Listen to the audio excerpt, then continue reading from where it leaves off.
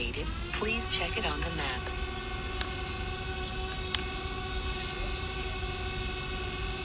Well, there I am. Good morning, everybody, if you can see me. I thought I'd do a bit of a different live stream this morning. I'm up very early and let's have a look. There's a new park being built and I can see the construction site, but the best way to really see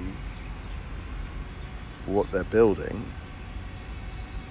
is to have a quick little fly up there. And doesn't it look pretty? Go for a... Yeah, this is going to be some big new park with a lake and all sorts of stuff in Petah Tikva. Oh, I've got no live viewers because it's too early in the morning. What am I doing up this early? I had to drop my kids somewhere, so let's see what we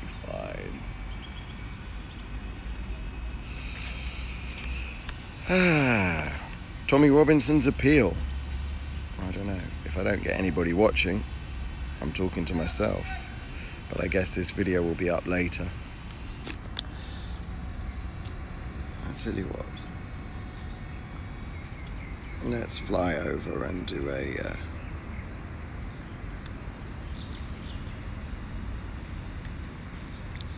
I tell you what though, this area is totally useless for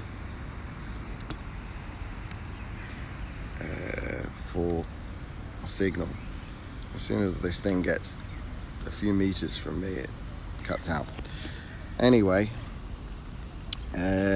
Tommy. So Tommy was set to have an appeal, and it got cancelled. It was set for the 10th of July, and it was to be held in front of the most senior criminal law judge in the United Kingdom, Sir Brian Leveson, and he's a law lord. That's where confusion comes over his title. And yeah, they've cancelled it. They've said that the defence wants more time to prepare. Which is totally ironic, seeing as how Tommy was given no chance to have his own lawyer at the proceedings which sent him to prison, and he was given no time to prepare, and he was sent to prison in 5 months. So, but now, seeing as he's been in prison since May, and it's July, the state needs more time to fight an appeal based on his sentence. And that's the other point, is that this wasn't even an appeal of whether he's innocent or guilty. This was an appeal of whether he is of whether the sentence is fair, which, to my mind, you know, very few journalists get jailed. Oddly enough, actually, one of the times journalists did get jailed was the phone hacking. This was in the sort of, I guess, end of the 90s, when early 2000s, when the press were rampantly hacking people's voicemail. So what they realized was that most people, when they got a phone, didn't change the voicemail password, and they could just phone up people's voicemail and listen to their messages. And they did this with a host of celebrities, royals, murdered people. I mean, really vile and despicable stuff. And eventually they got caught, and a few people went to prison. I think the royal editor of the News of the World, or one of the papers, was sent to prison, and a private investigator who was doing this was sent to prison. But the reality is, very few people paid a heavy price for this, because sending journalists to prison is a very heavy step for a democracy. It's fine for someone like Erdogan in Turkey, but in democracies, that's not really what you should be doing very often. But they've sent Tommy to prison, and yeah, what they appear to have done, as I've said in many streams, is constructed a contempt of court situation which was almost bound to catch him. That's just the nature of how they managed to screw him over. Anyway, he's not appealing the guilt or innocence, his guilt or innocence. He really is just appealing the sentence, and even that they can't organise to.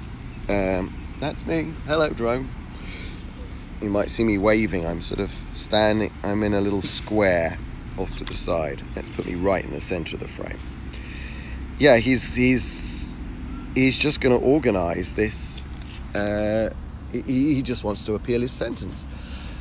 And then we add that to the fact that night before last, Kipper Central realised that a couple of weeks ago the BBC had spoken on their programme Law in Action on BBC Radio 4. They'd spoken specifically about social media influencing trials. And almost amazingly, the subject who was talking about this was a man called Sir Brian Leveson. And Sir Brian Leveson actually used Tommy's case as a direct example of what the public should avoid doing, and things that could be prejudicial to a case. So apparently it's okay for Sir Brian Leveson to go onto BBC Radio 4 and discuss one man's particular case, but it's not okay for Tommy Robinson to stand outside a court, be very careful, read from BBC sources only, and basically tell you what's going on in the courts in your own country, because he failed to take note of additional reporting restrictions on one occasion. Anyway, and it's okay, it's not prejudicial that the judge himself, and the bit that winds me up, and I said in the Twitter stream that I did out yesterday, the bit that winds me up is this sort of, it's just this sneering elite, I can't even find the word, it's just their belief that juries need to be protected from prejudicial information, but that judges who clearly have prejudicial views are not a problem.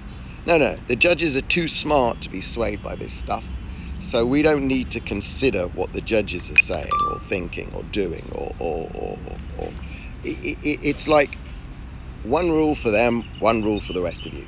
So a jury, even when a jury is instructed not to look at social media, these people can't quite believe that the jury will be smart enough to do that. But they can go on the radio themselves and discuss a specific case and then wind up appointing themselves or being appointed the appeal judge for a sentencing hearing. Nah, that just doesn't make any sense to me. Now, I've asked a few people, but nobody's really been able to tell me. I'm not quite sure how Sir Brian Leveson came to be the man hearing this appeal of Tommy's.